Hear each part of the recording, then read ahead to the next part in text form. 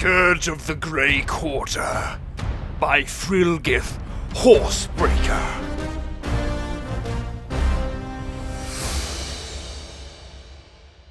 The tragedies befalling Morrowind do bring forth pity from even the stoutest Nordic heart. The Dark Elves deserve our condolences, but thus far they do not show themselves deserving of the simplest acts of charity. There are very different approaches to how to deal with the imminent problem of Morrowind, and I offer two options as seen in practice in Skyrim. One should serve as an exemplar, the other a cautionary tale. Consider Riften, which shares a border with the ruined province. A number of the Dark Elves have made their homes there, but they are expected to earn their livelihoods as is any other citizen of the great city. They ply trades as merchants, work in the temples, and serve in the keep. Honest labor to be admired from a race that was so recently in such dire straits as to even warrant this discussion. Today, the city still has its share of problems, but they are not as traceable to any influx of outsiders in their presence. In short, the Dark Elves have properly assimilated themselves into the Skyrim way of life, to be expected from any newcomer to these lands. For an alternative approach, we only have to look at the once proud city of Windhelm to see what can happen when our arms are cast too wide open in welcome.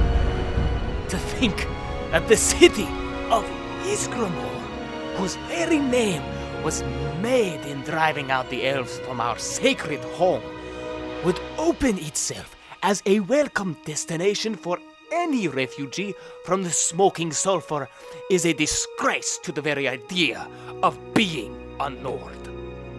And what has become of this? Predictably, the lazy, discontented rabble has descended into squalor in an area now delicately referred to as the Grey Quarter of the city. They were not expected to contribute, and so have not. That they attempt to make over a proud Nord city into a little pocket of Morrowind is insulting enough. But the amount of unrest they have provoked, even within the proper city walls, should give any other Jarl reason to fear.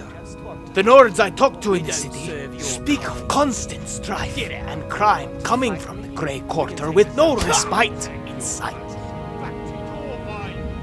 The city guard barely patrols there, leaving the Dark Elves to mete out whatever passes for justice in their native customs. The respectable families of the city, the cruel seas and shattered shields, speak with an almost parental affection of the Argonians in their employ, but the Dark Elves have made no effort to integrate or assimilate themselves to the proper city dwellers. There is cause for optimism, though, as Jarl Ulfric is not nearly so tolerant of these substandard beings as his fathers were. Indeed, the soft hand of Hoag can be seen in the cities of Argonian population as well.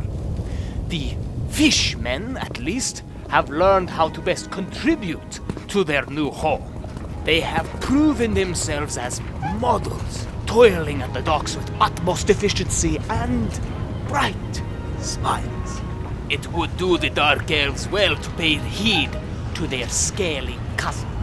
I would expect in due course that they will find themselves either contributing more directly, or once again wandering the land in search of roof and warmth.